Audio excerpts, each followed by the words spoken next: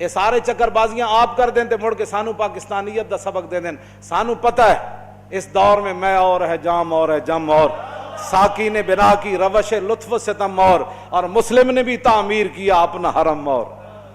کیوں جی؟ ہاں جی یہ سارا کچھ سانو پتہ ہے. گفتار سیاست میں وطن اور ہی کچھ ہے. اقبال کہندا ہے گفتار سیاست میں وطن اور ہی کچھ ہے اور ارشاد نبوت میں وطن اور ہی کچھ ہے. اس واسطے میں حدیث پاک مکمل کرا جڑی فتنے والی سی, بس میری گفتگو ختم. حضور نے فرمایا دوسرا والآخر اسود و مربادن, فرمایا ایک دل تو سفید ہے, زمین آسمان جب تک کھڑے انہوں کوئی فتنہ نقصان نہیں کرے گا. دوسرا دل جڑا کالا سیاہ ہے اور سوادی طرح ہے, اور کلکوز مجیخن اس برتن کی طرح جس کو اوندا کر دیا جائے ایسے. لا یعرف معروفا ولا ینکر منکرا الا ما اشرب من ہواہ. بس اے گل ہے جڑی سمجھ لو کہ تسی کسی نہ حضور دی عزت دی گل کردے ہو تے انہوں سمجھ کیوں نہیں آندی, تسی نہ موسی رسالت دی گل کردے ہو سمجھ کیوں نہیں آندی.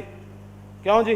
تسی جنگ یمامہ دا واقعہ بیان کردے ہو انہوں سمجھ کیوں نہیں آندا. 1200 صحابہ تے شہید ہوئے نا جنگ یمامہ وچ, تے جڑے زخمی ہوئے حضرت ام عمارہ جدو واپس گئیاں تو انہاں دے پوترے نے پوچھا, انہاں کہا یا جدتو کسرت الجراح فی المسلمین, انہاں کہا دادی جی تسی جنگ یمامہ جو واپس آئے ہو ہاتھ کٹا کے زخم کھا کے, اور دسو میں تے سنیا ہوتے بڑے صحابہ زخمی ہوئے. تے آپ نے فرمایا پترا کی پوچھدا, ما یصلی ما خالد ابن الولید من المہاجرین والانصار الا نفر یسیر. فرمایا پترا کی پوچھدا, میں اتھے ویکھیا کہ ہزاراں صحابہ کٹے ہوئے جسم دے نال شدید زخمی خیمے چ پے ہوئے سن, 10 تو 15 صحابہ صرف خالد بن ولید نہ با جماعت نماز پڑھ. اتنی وڈی جنگ صحابہ کی تھی, جڑے شہید ہوئے ہوتے 1200 ورنہ زخمی بچے ہی کوئی نہیں. اے خالد بن ولید نہ جڑے پڑھتے سن وہ بھی زخمہ نال چور و چور سن, لیکن خیمے تو چل کے تے جتھے خالد بن ولید نماز پڑھاندے سن اتنی جگہ وچ وہ پہنچ جاندے سن چل کے بس, ورنہ خالد بن ولید خود بھی شدید زخمی سن. ہاں صحابہ کہندے نہ یہ جنگ اسے کدی پہلے لڑی نہ کدی بعد وچ لڑی, جنگ یمامہ. تو اس واسطے جنگ یمامہ بھی کسی کو سمجھ نہ آئے, رسول اللہ کو جو لوگوں نے پتھر مارے وہ بھی سمجھ نہ آئے, رسول اللہ کا جنگوں کے اندر تشریف لے جانا بھی سمجھ نہ آئے, اور حضور کا پوری دنیا سے ٹکر لے لینا یہ بھی سمجھ نہ آئے, اور صحابہ کے ٹکڑے ہو جانا یہ بھی سمجھ نہ آئے, جنگ قادسیہ بھی اس کو سمجھ نہ آئے, یرموک بھی نہ آئے, کربلا بھی نہ آئے. چلتے چلتے 1857 تک بہادر شاہ ظفر کے ساتھ جو کچھ ہوا وہ بھی سمجھ نہ آئے, مساجد کے ساتھ جو کچھ ہوا وہ بھی سمجھ نہ آئے, کالے پانی میں ہمارے بزرگوں کے ساتھ جو کچھ ہوا وہ بھی سمجھ نہ آئے, 1953 کی تاریخ میں جو کچھ ہوا وہ بھی سمجھ میں نہ آئے. تو پھر حضور نے کیا فرمایا کہ جب انسان کا دل کالا ہو جاتا ہے نا, اونٹے برتن کی طرح وہ ہو جاتا ہے, تو لا یعرف معروفا ولا ینکر منکرا, نہ اس کو کسی اچھائی کا پتہ چلتا ہے نہ اس کو کسی برائی کا پتہ چلتا ہے. اللہ, ہاں یہ بات ضرور ہے, الا ما اشرب من ہواہ, ہاں جو خواہشات کا بندہ ہو جاتا ہے, جو خواہشات اسے پلائی جاتی ہے, آج فلانا ڈرامہ دیکھنا ہے, آج فلاں فلم دیکھنی ہے, آج اتنا حرام کمانا ہے, آج 2 نمبر مال بیچنا ہے, آج سود کھانا ہے, آج رشوت لینی ہے, آج مسلمان جو ہے سویرے میرے دفتر میں ایک ایسی فائل آنی ہے جس کے اندر لاکھوں روپے میں نے کمانے ہیں, یہ ساری چکر بازیاں وہ کرے گا. الا ما اشرب ما ہواہ, ہاں جو خواہشات اسے پلا دی گئی ہیں وہ خواہشات کے پیچھے پیچھے چلے گا, نہ اس کو اسلام سمجھ آئے گا نہ اس کو دین سمجھ آئے گا, نہ مسئلہ ناموس رسالت سمجھ آئے گا نہ مسئلہ ختم نبوت سمجھ آئے گا. خدا کا شکر ادا کرے کہ کم از کم حضور کی عزت کا مسئلہ آپ کو سمجھ آیا. ہاں جی, آپ کے دل سے سفید ہیں, سیاہ نہیں ہوئے. ہاں جی, تو جس کو سمجھ نہیں آتا آپ بس بات صرف بتا دیا کریں, آپ کے اور میرے بس میں نہیں ہے. اس کے بارے میں تو حضور فرما گئے کہ لا یعرف معروفا ولا ینکر منکرا, نہ اس کو اچھائی کا پتہ چلے گا نہ اس کو برائی کا پتہ چلے گا. بس اتنا ہی میرا پیغام ہے, لیکن ہر ایک اپنے خون اور اپنے پیشے کا اظہار ضرور کرے گا. ہاں جی, کیوں جی؟ ہاں توجہ, توجہ, یہ بات میں نے ایسے نہیں کی ہے. حضرت محمود غزنوی نے ایک دن فرمایا کہ میں حضرت خضر علیہ السلام کی زیارت کرنا چاہتا ہوں. ایک غریب آدمی کھڑا ہوا, وہ کہنے لگا میں آپ کو زیارت کرا دیتا ہوں لیکن ایک شرط ہے, میں غریب ہوں, 6 مہینے کا خرچہ میں آپ کو دینا ہوگا میرے بچوں کا. اس نے کہا ٹھیک ہے. 6 مہینے کے بعد محمود غزنوی نے اس کو بلایا. ہاں جی, خضر علیہ السلام کی ملاقات کا کوئی وظیفہ مکمل ہوا. اس نے کہا جی کچھ وظیفے الٹ ہو گئے، 6 مہینے اور چاہیے۔ اس نے کہا ٹھیک ہے۔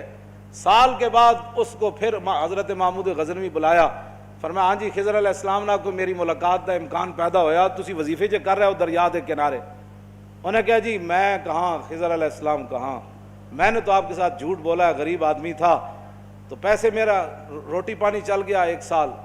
تو محمود غزنوی کا مجلس لگی ہوئی تھی، ہزاروں لوگ موجود تھے، غوث بھی تھے، کتب بھی تھے، ابدال بھی تھے، محدث بھی تھے، مفسر بھی تھے۔ تو اس نے اپنے ایک وزیر کی طرف اشارہ کر کے کہا بتاؤ بھائی جو بادشاہ سے جھوٹ بولے اس کی کیا سزا ہے؟ وہ وزیر کہنے لگا کہ اس کو قتل کر دیا جائے۔ محمود غزنوی کے مجلس میں ایک نورانی چہرے والے بزرگ بیٹھے تھے، انہوں نے کہا بادشاہ سلامت، اس نے بالکل ٹھیک کہا۔ پھر اس نے ایک دوسرے وزیر سے پوچھا، اس نے کہا جی اس کی کیا سزا ہے جس نے بادشاہ سے داؤ بھی لگایا اور جھوٹ بھی بولا؟ اس نے کہا یہ گردن نہ اتاریں، یہ تو پھر جلدی مر جائے گا، اس پر کتے چھوڑیں، یہاں تک کہ کتے اسے نوچ نوچ کر کھائیں تاکہ اس کو پتہ چلے بادشاہ سے جھوٹ نہیں بولا جاتا۔ تو وہ بزرگ نورانی چہرے والے کہنے لگے بادشاہ سلامت، اس نے ٹھیک کہا۔ پھر اس نے حضرت ایاز کو کہا، ایک ہی صف میں کھڑے ہو گئے محمود و ایاز، حضرت ایاز کو کہا کہ ہاں جی آپ بتائیں۔ اس نے کہا بادشاہ سلامت، ایک غریب آدمی تھا، اس کے جھوٹ بولنے سے آپ کے وقار میں کوئی کمی نہیں آئی، اور 1 سال پیسے دینے سے آپ کے خزانے میں کوئی کمی نہیں ہے، یا آپ اس کو معاف کر دیں۔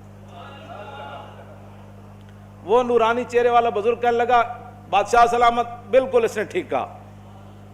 محمود غزنوی نے ان بزرگوں کو قریب بلایا، انہوں نے کہا یہ کیا بات ہے، جو گردن اتارنے کا کہتا ہے وہ بھی ٹھیک ہے، جو یہ کہتا ہے کہ کتے چھوڑ دیا جائے وہ بھی ٹھیک ہے، جو معافی کرتا ہے۔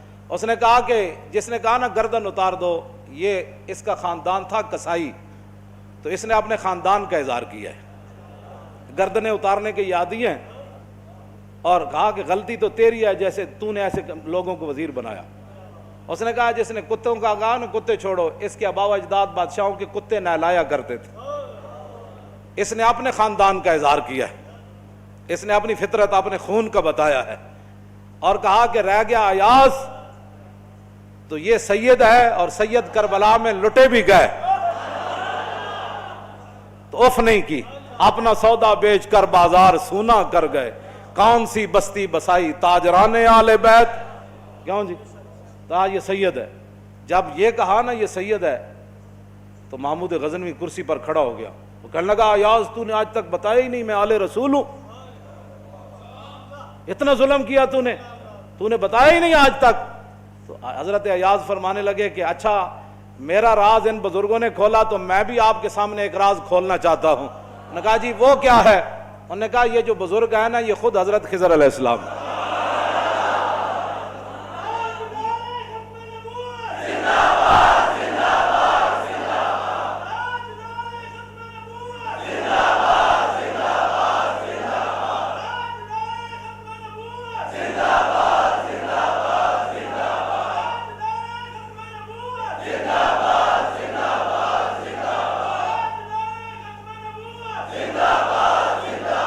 توجہ بھائی توجہ، آپ اور ہم خوش نصیب ہیں کہ ہم اپنے خون کا اظہار کر رہے ہیں۔ ہمارے آباء و اجداد نے صدقے یا رسول اللہ کے نعرے لگائے، ہمارے بڑوں نے حضور سے محبت کی، حضور کی ختم نبوت پر پہرے دیے، تو ہم اپنے خاندان کا اظہار کر رہے ہیں، اور جن لوگوں کو یہ مسئلہ نہیں سمجھ آ رہا ہے وہ اپنے خاندان کا اظہار کر رہے ہیں، ان کا اپنا خاندان ہے، ہمیں ان سے کوئی غرض نہیں ہے، ہمارا کام ہے مسئلہ بتا دینا۔ ہر کوئی اپنا خون اپنے خاندان کے اظہار کرتا ہے، تو دعا کریں اللہ تعالیٰ تا صبح قیامت ہمارے خون بھی یہ اثر رکھے اور ہمارے خاندانوں میں، کہ ہماری نسلیں بھی ایسے ہی لبیک یا رسول اللہ کا نعرہ لگاتی ہیں۔ مزید ویڈیوز اور اپڈیٹس کے لیے یوٹیوب پر علامہ Khadim Hussain Rizvi official channel subscribe کریں اور بیل آئیکن پر بھی کلک کریں۔